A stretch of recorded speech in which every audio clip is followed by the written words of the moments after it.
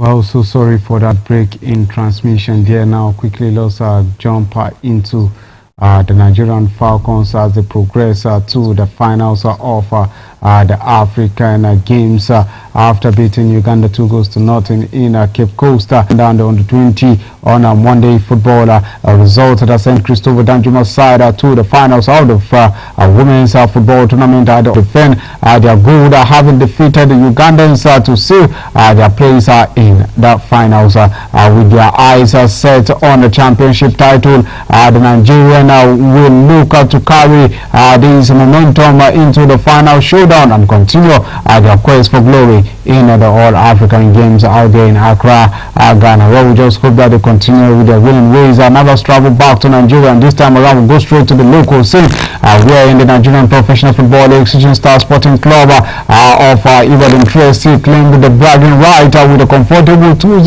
winner over the Monsters over the weekend in the Southwest Derby. And now on the NPFL March Day 26, the first encounter which held at the Lekon Salami Stadium in Ibadan was one of the 10 matches decided across the country for the March Day 26 and the ongoing NPFL 2023-2024 season. Now, Christopher Piagbara was the score sheet in each half to ensure the Lily Warriors secured their first win over the Sky Blue Stars in the NPFL side. Now in Yenagoa and Bayelsa State, Bayelsa United came from a goal down to beat Kano Pillars 2-1 in their shows after Ibrahim Mustafa had given the visitors the lead. The goal of Emo, James and Elvis Ori were on the score sheet to complete the comeback for the Restoration Boys. They were actually in restoration as league leaders Lobby Stars maintained their lead on the log despite suffering 2-1 defeat to Rangers International at the Inambi Azikiwe Stadium in Enugu State, to the Pantani Stadium in Gombe.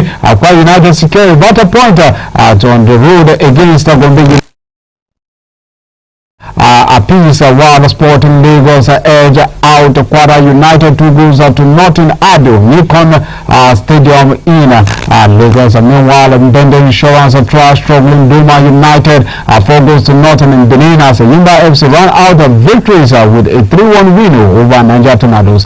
In Abia, it was Abia Warriors who held a stalemate by Sunshine Stars in Umahia, while Kasima United beat Plateau United in local Northern Derby 2-1. So that was how it went down in the NPFL result in March Day 26 over the weekend. Now let's go straight back to Ghana again. This time around we're going to the national team, the men's national team, as the coach, the new coach has announced that his squad for the upcoming international friendly game against bitter rival Nigeria later in the Moroccan city of Maracas of the Ghana national team has revealed the 26-man squad for the forthcoming international friendly against Nigeria and Uganda. Ledo has included 4 promising debutants, among them Frederick Asari from Santo Kotoko, David Okulugu, Nathaniel Aje from Laurent, and also Mohamed Diomande.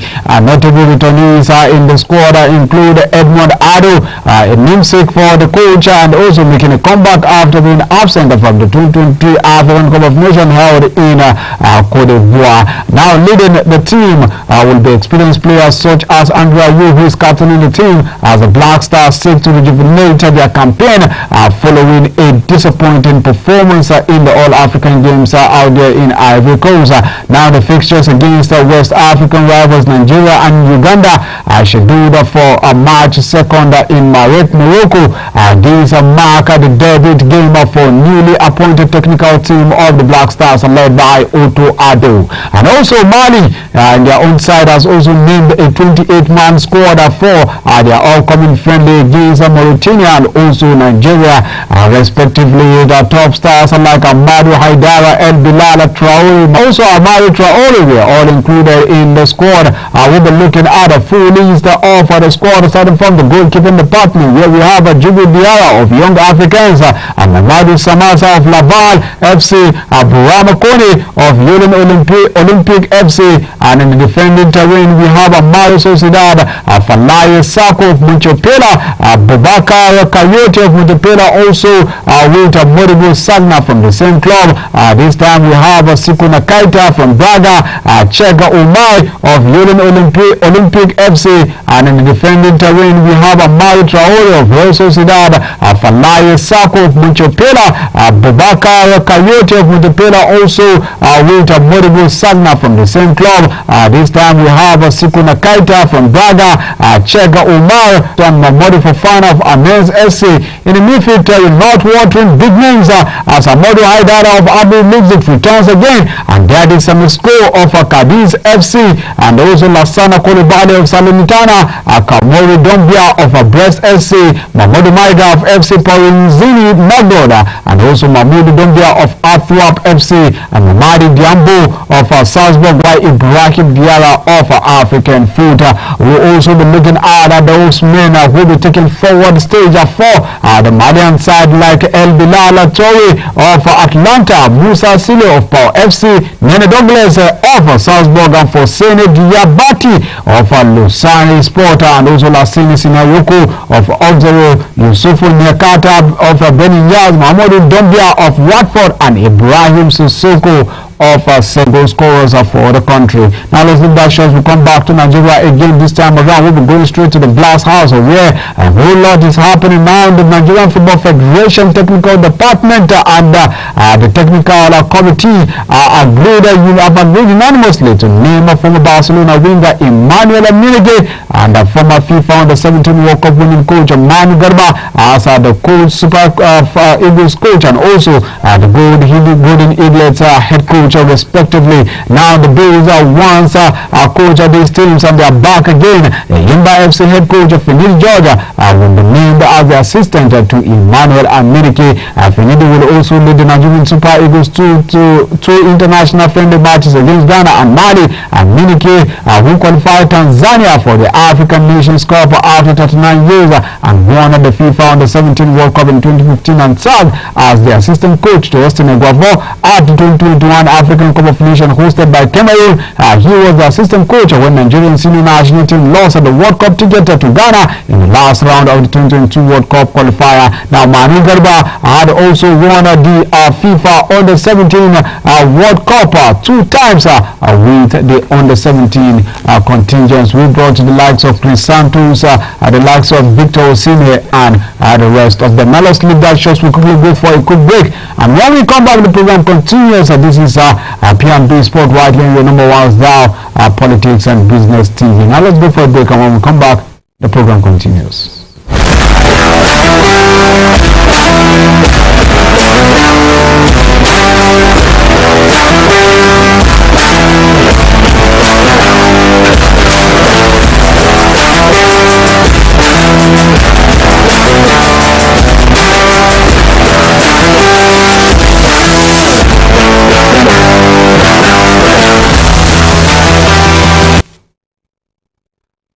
Alright, glad to know you're still with P&B Sport now. Don't forget that you can reach us on YouTube, live and direct, and also on other social media platforms. And now let's go straight to Europe, and this time around we'll be traveling straight to the FA Cup in Old Trafford, where dreams were made possible. Yes, in the Old Trafford side, Manchester United beats arch rivals Liverpool 4-3 after extra time in dramatic Sunday FA Cup quarter-final fixtures at Old Trafford.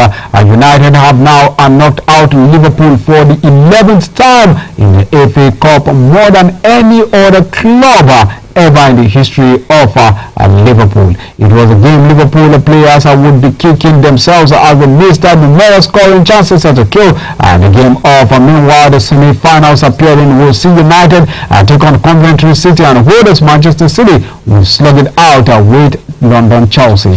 Now Winfred Indy was in action in Leicester City. City crashed out of the FA Cup following a 4-2 defeat to Chelsea. Chelsea led 2-0 after the breakthrough goals from from Marco Corella and also Cole Palmer. Leicester City rallied back after the break, courtesy of an own goal from Axel Disasi and also Stephen Mavididi. The folks were reduced to 10 men after Colin Doyle was sent off for 17 minutes from time. Chelsea, however, sealed their place in the semi-finals through 2 late goals from substitutes Kan Chukwuemeka and also Noni Madueke. Both semi-final games will be played at the Wembley Stadium on Saturday the 21st and also on Sunday on Saturday the 20th of April and also on Sunday the 21st day of April 2024. Now let's travel straight to Strasbourg as the fans were onto the field and attacked the Fenerbahce players after Sunday's league match. Yes, Fenerbahce players were met with violence as they celebrated their 3-2 victory at the Park in Trabzon. Osai Samuel and also Michi Batshuayi both tried to intervene as security services entered the field. Tension started to rise in the 87th minute when objects were thrown on the field after Michi Batshuayi scored what proved to be the winning goal for the visitors. Now Nigerian winger Osai Samuel, who was used to play for Blackpool and Queen Park, knocked out while the former Chelsea forward Michi Batshuayi in the another as the players were swarmed by opposition fans. Now the question, the Turkish Football Federation called the event unacceptable and said in a statement that necessary criminal sanctions will be imposed on those responsible for such an incident. In the latest in a series of controversial incidents in the Turkish league during the 2023-2024 season, in December, referee Halil Umut Mela was struck by MK Akaraguchu president Farouk Kocha, leading to the suspension in league fixtures. Fenerbahce sits second in the Super League, 2 points behind leaders Galatasaray and 30 clear of Trabzonspor in third position. Alright, video scope, more sanctions will be coming out to restrict fans for coming into the pitch to make invading assault to players. Let's go back to England this time around. To Nottingham Forest at the City Forest Stadium have been hammered with a dog as the dog out a 4-pointer for bridging Premier League profit and sustainability rules. An independent commission found Forest losses to 2022-2023 bridge the threshold of £61 million by £34.5 million. Now the immediate loss of the points means they drop below Luton into the Premier League relegation zone. Forest said they are extremely disappointed with the decision, which they say raises issues of concern for all aspirants club. A club statement read after months of engagement with the Premier League and exemptional cooperation throughout. This was unexpected and has harmed the trust and confidence we had in the English Premier League. Now Forest are the second top flight team to be penalized for PSR bridges after Everton lost 10 points in November, which was reduced to 6 on appeal. Now the City Ground club, who are likely to appeal against the ruling, had a hearing on March 8th and also March 7th and March 8th, 2024. Premier League clubs can lose around £105 million over 3 seasons at £5 million per campaign, but Forest's maximum loss was only permitted to be 61% because they spent 2 years of the assessment period in the Championship. Meanwhile, the English Premier League initially suggested that Forest should, before mitigation, deduct 8 points with the reduction to 6 points because of the bridge being 77% larger in Everton's case. More sanctions are still coming out, just like we saw in Fenerbahce there, but this time around we travel straight to Newcastle in the gossips of transfer scene coming up. Yes, in the gossip, Newcastle United will consider selling Brazil midfielder Bruno Guimaraes, who is 26 years old, to fund their summer spending in Spain.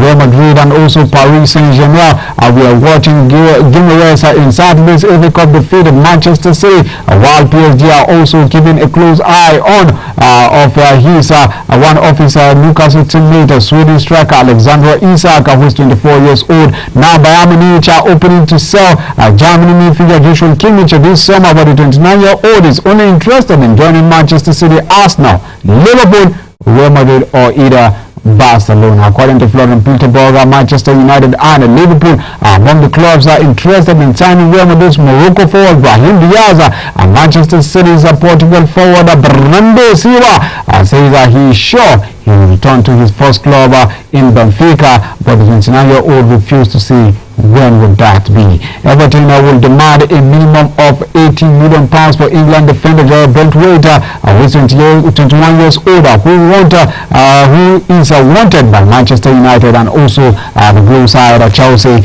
Meanwhile, England for Raheem Sterling, who is 29 years old, will snub interest from Saudi Arabia this summer as he bids to win silverware with Chelsea next season. And Chelsea are set to reward England forward Cole Palmer a new contract with much improved terms after a strong start to life at Stamford Bridge. Meanwhile, Andy Nketiah might leave Arsenal this summer, and Wolves have joined major Premier League clubs chasing the potential deal for the English striker who is 24 years old. Now, Tottenham Hotspur have set their sight on West Ham's English fullback Ben Johnson, and Liverpool have also stepped up with their interest in Bayern Leverkusen's left-sided defender Pierre Nkapi, or the 20-year-old Ecuador international.